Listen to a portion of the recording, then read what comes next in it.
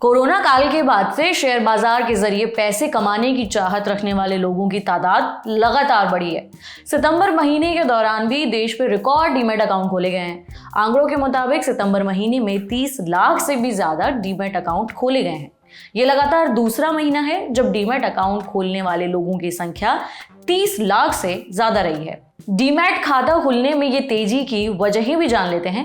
पिछले कुछ महीनों में भारतीय शेयर बाजारों में जबरदस्त तरीके की तेजी देखी गई है, जिस कारण कई कंपनियों के शेयरों ने आकर्षक रिटर्न दिए हैं। इसके अलावा इस दौरान कई कंपनियों ने अपने आईपीओ भी ले आए हैं। मार्केट रेगुलेटर सेबी के नियमों के अनुसार अगर आप शेयर मार्केट से स्टॉक खरीदना या बेचना चाहते हैं तो आपके पास डीमैट अकाउंट का होना जरूरी है। आज हम डीमैट अकाउंट के बारे में ही विस्तार से बात करेंगे। डीमैट अकाउंट में शेयर, बॉन्ड, म्यूचुअल फंड, बीमा और ईटीएफ जैसे इन्वेस्टमेंट को रखने की प्रक्रिया आसान हो जाती है। जब आप किसी कंपनी के शेयर खरीदते हैं तो खरीदे हुए शेयर आपके डीमैट खाते में ही आते हैं, वो भी इलेक्ट्रॉनिक फॉर्म में यानी डिजिटल फॉर्म में। ऐसे में अगर आप शेयर मार्केट में निवेश करना चाहते हैं तो आपका डीमैट अकाउंट होना जरूरी है। शेयर मार्केट में इन्वेस्टमेंट शुरू करने के लिए आपको 3 तरह के खातों की जरूरत होती है। पहला है डीमैट अकाउंट, दूसरा है ट्रेडिंग अकाउंट और तीसरा है आपका बैंक अकाउंट। शेयर मार्केट में ट्रेडिंग के लिए ये तीनों अकाउंट होने जरूरी हैं। डीमैट अकाउंट का फुल फॉर्म होता है डीमटेरियलाइज्ड अकाउंट।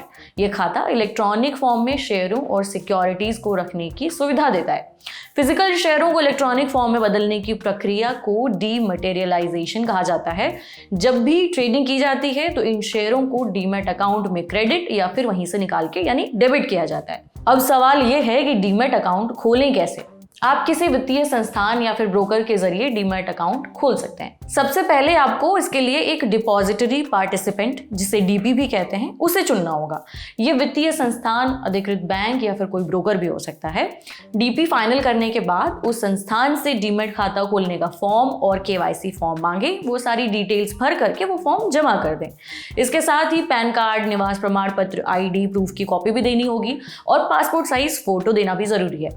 वेरिफिकेशन प्रक्रिया के लिए ओरिजिनल दस्तावेज भी अपने पास रख लें। इसके अलावा आपको एक कैंसिल्ड चेक भी देना होगा। जब खाता ओपन हो जाता है तो आपको एक क्लाइंट आईडी मिल जाएगी, जिसके जरिए आप अपने डीमैट अकाउंट में लॉगिन कर सकते हैं। इतना ही नहीं, डीमैट खाता सिर्फ ऑफलाइन ही नहीं बल्कि ऑनलाइन भी खोला जा सकता है।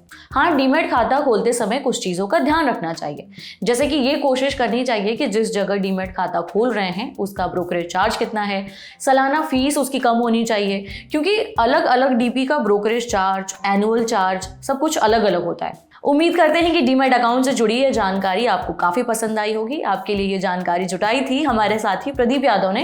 पर्सनल फाइनेंस का ऐसा कोई भी टॉपिक जिसके बारे में आप हमसे सुनना चाहते हैं, समझना चाहते हैं, तो नीचे कमेंट बॉक्स में जरूर बताएं। तब तक अपना ख्याल रखें। शुक्रिया।